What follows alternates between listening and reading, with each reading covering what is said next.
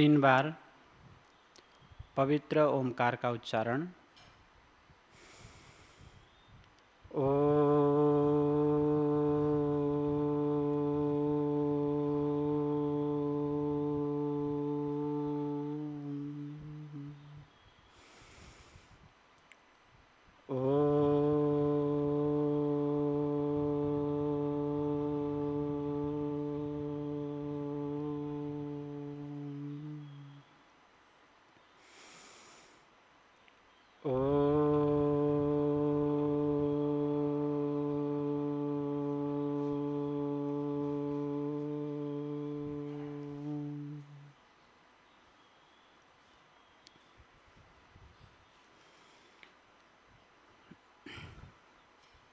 पवित्र यज्ञशाला में उपस्थित सम्मान और पूजा के योग्य आचार्यगण, तपनिष्ठ वानप्रस्थीगण, अतिथिगण, वंदनीय पूजनीय मातृशक्ति प्रिय ब्रह्मचारीगण,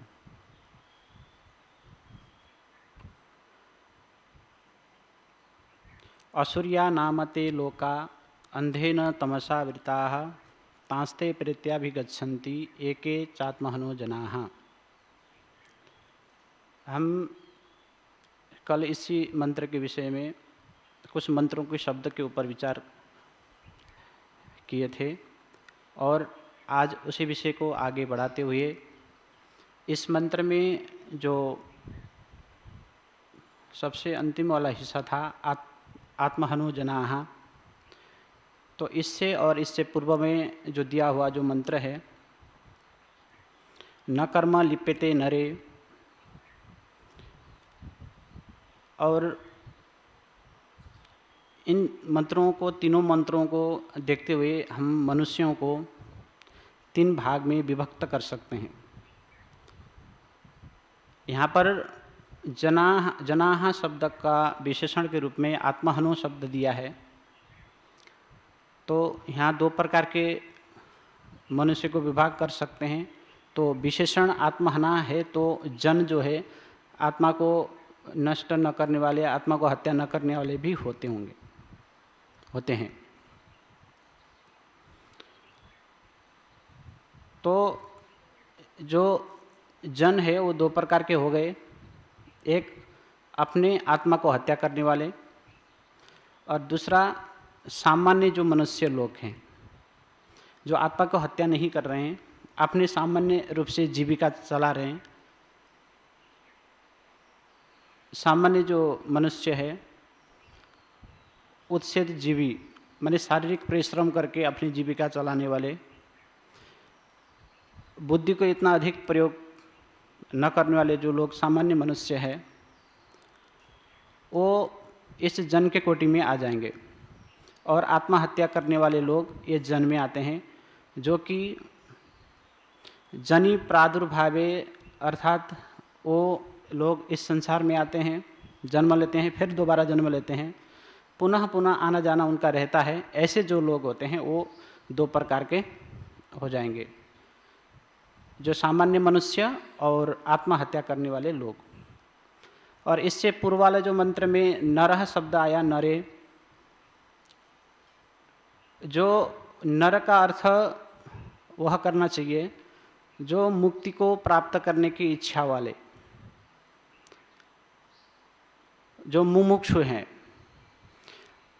जिन्होंने इस मार्ग को चुना है, ईश्वर को प्राप्त करने वाला मार्ग, उसके तरफ जो बढ़ चुके हैं, बढ़ने के लिए प्रयासरत हैं, ऐसे जो लोग होते हैं वो नर हैं, क्योंकि अपने आत्मा को परमात्मा के साथ जोड़ने का प्रयास कर रहे हैं।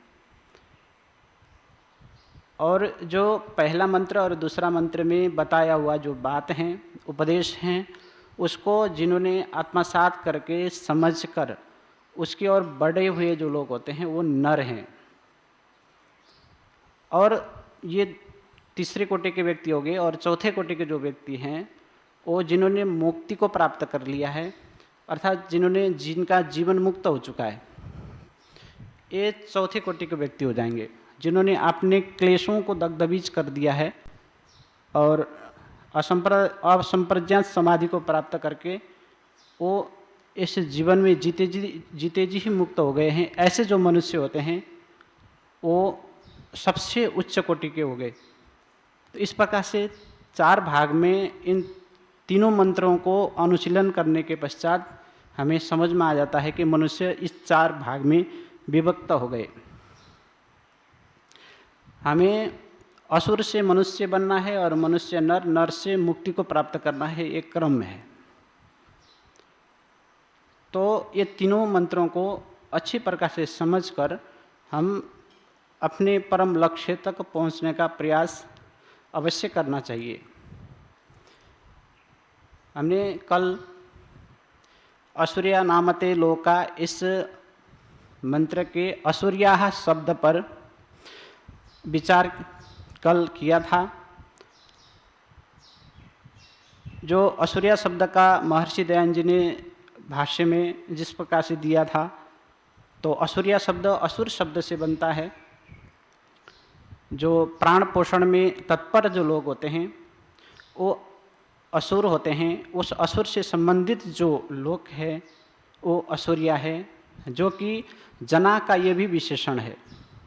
आत्महनो जना, जना शब्द का आत्महन और असुर्या लोकः अंधेन तमसा वृत्ता, ये सारे शब्द 4 शब्द है वो जना का ही विशेषण है, उसके लिए ही प्रयोग हुआ है।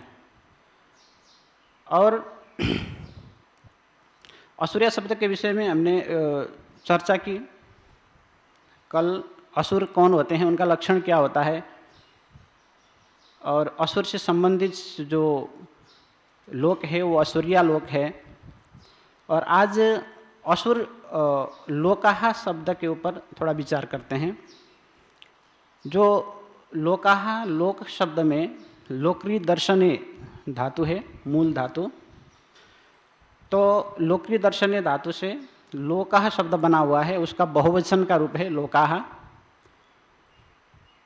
और इसका व्याख्या में लोक्यन्ते, दृश्यन्ते, भुज्यन्ते कर्म फलानि यही ते लोकाहा, अर्थात कर्मों के फलों को जो भोगने वाले होते हैं,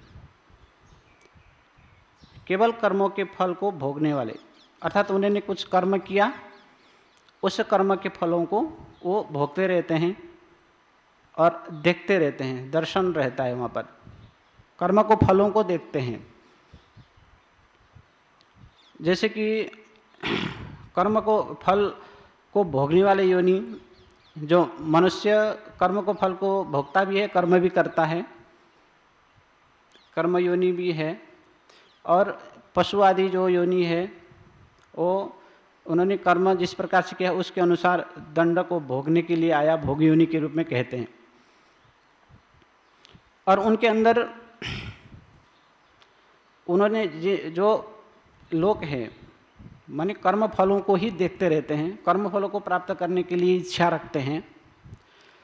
ऐसे लोग जो है वो जिन्होंने आत्महत्या की हुई होते हैं, वह आत्महत्या करने वाले जो व्यक्ति है वो लोक के अंतर्गत आ जाते हैं। वो लोग जो है कर्मफल को देखते रहते हैं, और यदि कर्म का फल यदि नहीं मिलता है तो वो कर्म करने ही छोड़ देते हैं, कर्म नहीं करेंगे। और मनुष्य भी ये हो सकते हैं, और मनुष्य से इतर योनि हैं वो भी हो सकते हैं, क्योंकि जिसने आत्महत्या कर ली है उसको परमात्मा ने उसकी जो शक्ति है, कर्म करने की शक्ति है, उसको उससे छीन लिया है, अर्थात उसको दंड दिया है। उसके अंदर उस सामर्थ्य नहीं है, इच्छा शक्ति इतनी अधिक नहीं है कि वो अधिक परिश्रम करके बुद्धि को तीक्ष्ण बनाकर वो आगे बढ़ सके।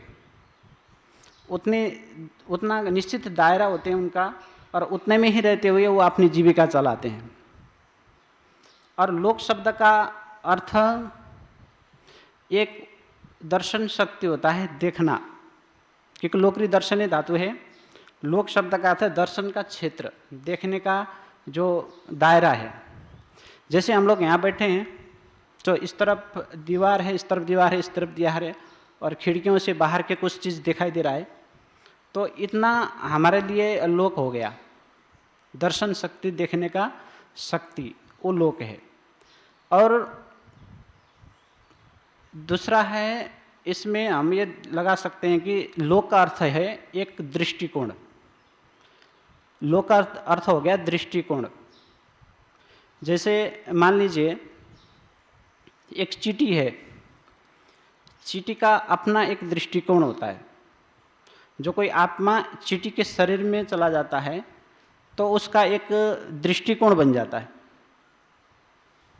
छोटा सा दृष्टिकोण होता है उसको वहाँ रहते हुए, अर्थात चींटी का एक नज़रिया, हम कहते हैं चींटी का नज़रिया। ऐसा क्यों हुआ, वो सीमित क्यों कर दिया गया, उसको दृष्टिकोण को सीमित क्यों कर दिया गया? क्योंकि उन्होंने आत्महत्या की थी पहले। और मनुष्य का जो दृष्टिकोण है वो थोड़ा विस्तृत होता है, और आत्महत्या करने वाले जो लोग होते हैं, असुर होते हैं, उनके दृष्टिकोण थोड़ा सीमित होता है, थोड़ा कम होता है और विस्तृत नहीं होता है। जो विशेष व्यक्ति होते हैं, जो योग्य होते हैं, वसुदैव कुटुंबकम, इस प्रकार के दृष्टिकोण होता है। संसार को अपने ही तरह समझ लेने वाले लोग होते हैं, उनका दृष्टिकोण अलग होता है। तो जब लोक का अर्थ हमने दृष्टिकोण किया तो चींटी के अंदर जो आत्मा गई है उनका दृष्टिकोण सीमित कर दिया जाता है ईश्वर के द्वारा। जितने उसके लिए जीने के लिए, जीवनचर्या के लिए आवश्यक होता है, उतने ही उसके लिए प्रदान करके अन्य जितनी भी शक्ति है उसको अलग किया जाता है उनके अंदर। क्योंकि आत्मा की स्वाभाविक इच्छा, उसका गुण है, आत्मा के गुण होता है इच्छा। उसकी चींटी के अंदर भी इच्छा होती है, और ज्ञान भी होता है, और कर्म भी करते रहते हैं, तीनों चीज़ होते हैं। और वो अपने सीमित जो ज्ञान है उसके अनुसार अपने पूरा जीवनचर्या को करते रहते हैं।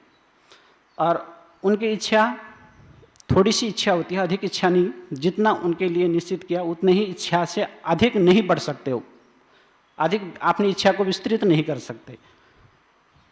और वही आत्मा यदि हाथी के शरीर में प्रवेश कर जाए तो उसके दृष्टिकोण थोड़ा सा भिन्न होगा। वही आत्मा है, हाथी के शरीर में चला गया तो हाथी के शरीर में जाने पर उसका थोड़ा सा हाथी का नज़रिया बन जाएगा। और वही आत्मा यदि किसी गाय का या शेर, किसी के भी शरीर में चल जाए, उनके अपना अपना दृष्टिकोण अलग अलग प्रकार से सभी प्राणियों को लिए परमात्मा ने विभक्त किया है जिन्होंने आत्महत्या की है।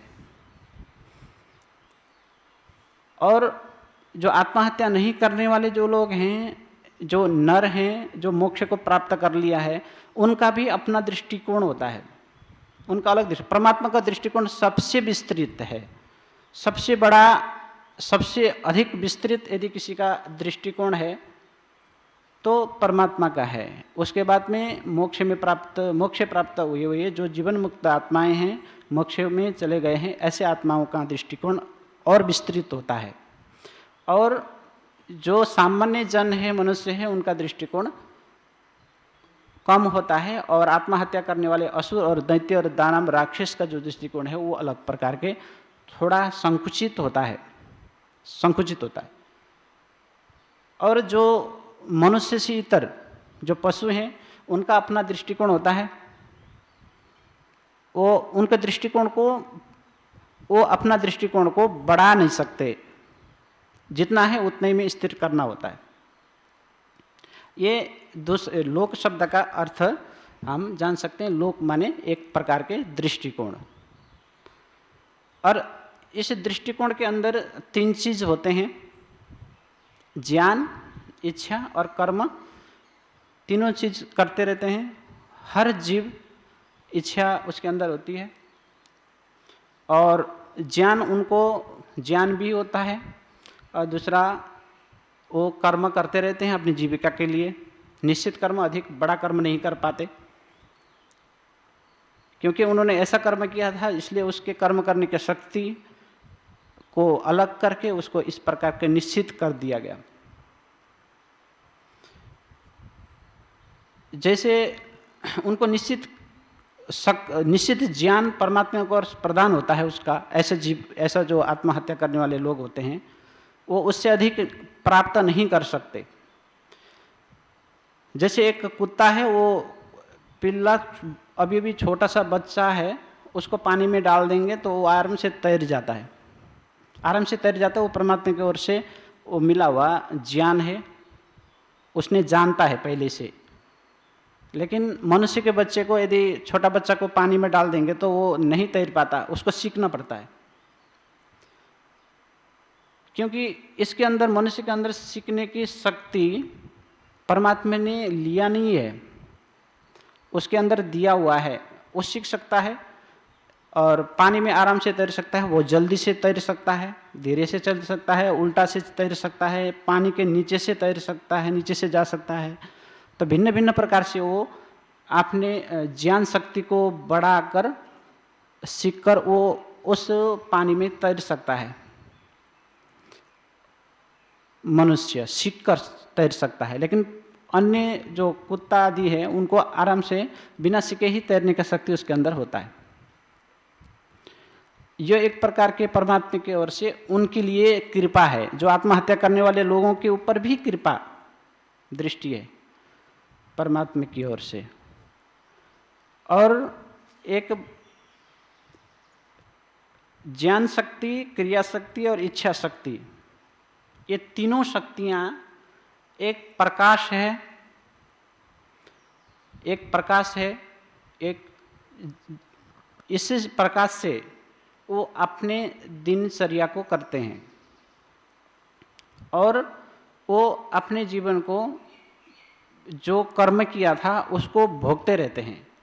यदि मनुष्य आत्महत्या करके असुर बना हुआ है, वो उसी समय यदि अपने ज्ञान शक्ति को उभार कर, मरने के बाद की बात नहीं, उसी समय जब उसने अपने जीवन काल में जितने भी हत्या किए, तो बाद में जो प्रकाश के कारण, लोक के कारण, लोकरी दर्शन है, धातु है लोकरी दर्शन है, दर्शन माने प्रकाश, उस ज्ञान रूपी प्रकाश को यदि उभारेगा तो उसी समय वो पश्चाताप कर लेगा।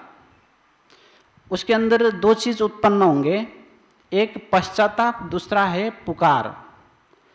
वो पश्चाताप कर लेगा कि मैंने इतना अपराध किया। उसके अंदर जो ज्ञान शक्ति है, ज्योति है, प्रकाश है, उसको यदि उभरता है तो उसी समय वो परिवर्तन हो सकता है, पश्चाताप कर सकता है, मैंने इतने ही आत्महत्या अपना किया और मुझे आगे आत्महत्या नहीं करनी है। कई सारे लोग इतिहास में भी देख सकते हैं और इस जीवन में भी हम अनुभव में ले सकते हैं। कई बिगड़े हुए लोग होते हैं, वो भी आराम से सुधर जाते हैं। ये सुधरने का जो शक्ति है उसके अंदर निहित होता है, कितने भी असुर, कितने भी दैत्य दानव पिशाच क्यों न हो, तो वो उसका गुंजाइश एक लोक शब्द के अंदर रखा हुआ निहित है, लोकरी दर्शन के अंदर निहित है। जैसे कि हम देखते हैं वाल्मीकि जो है पहले बहुत बड़ा गुंडा थे, बताते हैं वाल्मीकि जो ऋषि हैं, पहले जब ये रामायण लिखने से पहले, तो उनको वो दूसरे को डकैती करके अपने परिवार को पालन पोषण करते रहते थे। बाद में उनको उस ज्ञान शक्ति उभर गया, किसी ने कुछ बोल दिया तो उनको एकदम से मन में उनको आ गया। उसके बाद में उन्होंने इतना बड़ा महाकाव्य को रचना की, रामायण, तो एक ऋषि बन गए। तो दानव से, दैत्य से ऋषि भी बन सकते हैं, ये इसी जन्म में हो सकता है। ये गुंजाइश जो है लोका शब्द से यहाँ पर हमको मिलता है। और दूसरा, लोका शब्द के अर्थ के पश्चात हम आगे बढ़ते हैं, अंधेन तमसा वृता। अंधेन तमसा वृता अब जो जीवन भर जिन्होंने आत्महत्या की है, अपने लिए ही सोचा है, दूसरे के लिए नहीं सोचा है, ऐसे व्यक्ति के दृष्टि, ऐसे व्यक्ति कहाँ जाते हैं, किस प्रकार के होते हैं? तो कह रहे कि गहरे अंधेरे में, अंधेरे से ढके हुए लोग, ऐसा लोक है जहाँ पर अंधकार से ढके हुए लोग, आसुरी लोक है।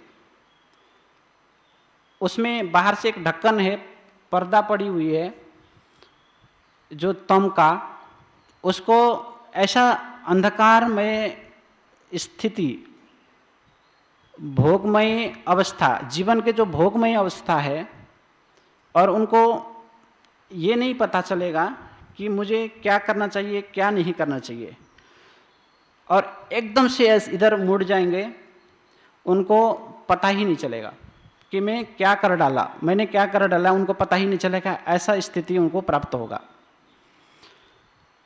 जैसे कि बरसात के समय में बहुत भयंकर वर्षा हो गई और रात के समय है और आकाश में पूरे के पूरे एकदम काले बादल हैं और बिजली भी चली गई है, नगर में कोई बिजली नहीं है, और मान लीजिए हम टांगे पर बैठे हैं, घोड़े पर, अंधकार है, हम टांगे को खींच रहे हैं और उस घोड़े को तो पता है कि घर किधर है, वो घर की तरफ जाना चाहता है, लेकिन हम खींच के दूसरी तरफ कर देते हैं और फिर भटकते रहते हैं। फिर वो उसी रास्ते पर आता है घोड़ा और उस घर की तरफ जाने लग जाता है, फिर हम खींच देते हैं, फिर दूसरी तरफ कर देते हैं। और अंधेरा तमसा वीरता को मतलब है वो अंधकार के कारण, अंधेरा अंधकार के कारण वो हमें कुछ भी नहीं सूझ रहा है कि घर किधर है, तो फिर हमें लगता है कि यहाँ नहीं है, गंतव्य स्थान पता नहीं चलता है, हमें कहाँ जाना है ये नहीं पता चलता है, कि तो दूसरी तरफ भटक जाते हैं। ऐसी स्थिति अंधे न तमसा वीरता, अंध माने अंधकार, अंधे, जो आँख नहीं होता है उसको अंध शब्द कहते हैं, अंधे न, और तम रूपी अंध है, उससे से आवृत जो लोग, ऐसा होने पर हमें कहाँ जाना है ये नहीं सूझता, दूसरी तरफ हम भटक जाएंगे। ऐसी स्थिति, जैसे कि मान लीजिए एक चुंबक है बहुत बड़ा और आसपास में कई सारे लोहे हैं, उस लोहे को किस प्रकार से खींचता है एकदम से, वैसे हमने जीवन भर जिसने आत्महत्या की है तो उसके जो जीवन है उस तरफ मुड़ेगा, अनायास ही उस तरफ मिलेगा, वो बहुत प्रयास करने पर भी इधर नहीं आएगा। जैसे कि हम उदाहरण के रूप में देख सकते हैं, महाभारत में दुर्योधन है, उसने जन्म से लेकर जब तक उसकी मृत्यु नहीं हुई तब तक उसने पांडवों को पीछे पड़ा रहा।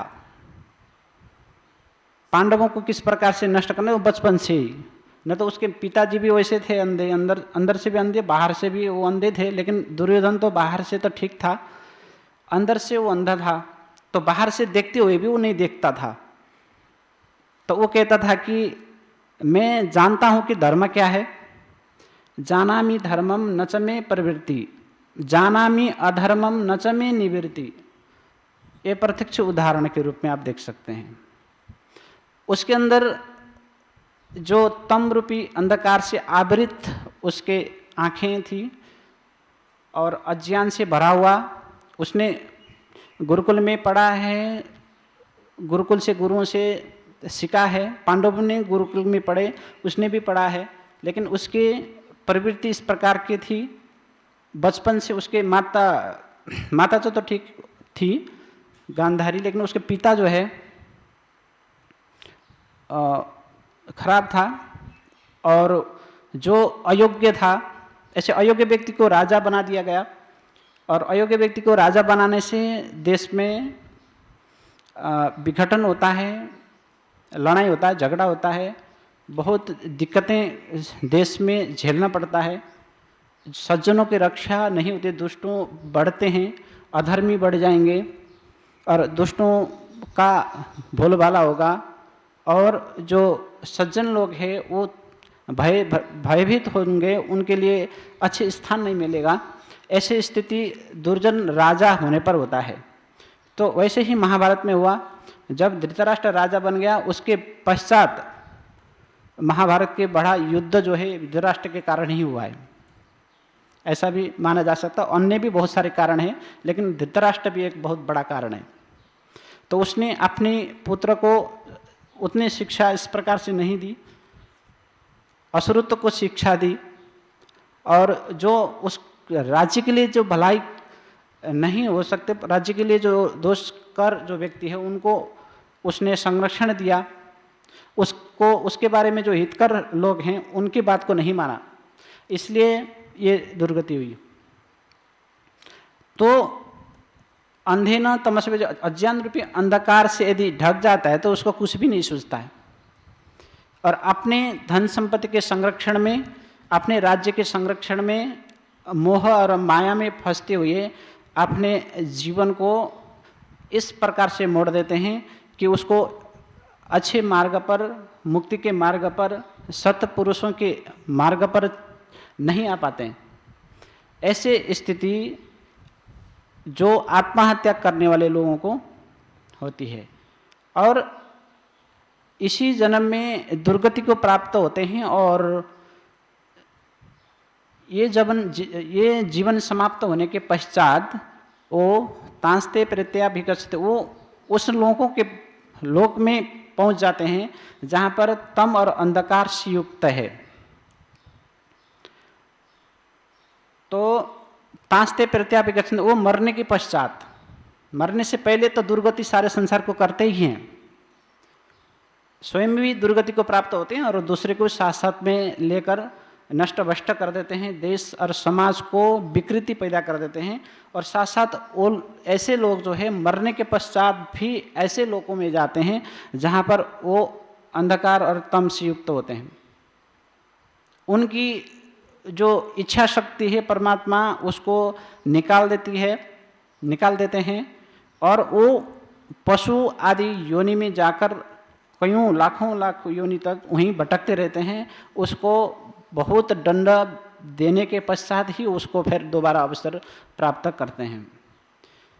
और ऐसे जो तामसिक लोग हैं, तमोगुण से युक्त जो आसुरी लोग हैं, उनके लिए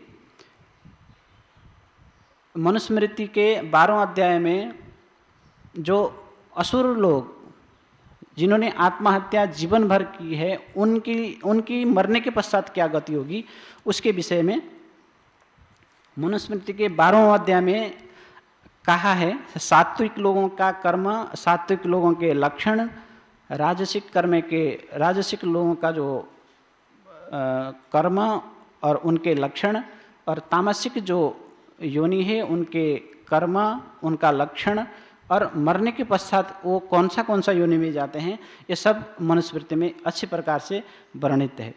आप लोग मनुस्मृति पढ़ रहे हैं तो जब 12वां अध्याय पढ़ेंगे तो आपको बहुत अच्छी प्रकार से स्पष्ट होगा।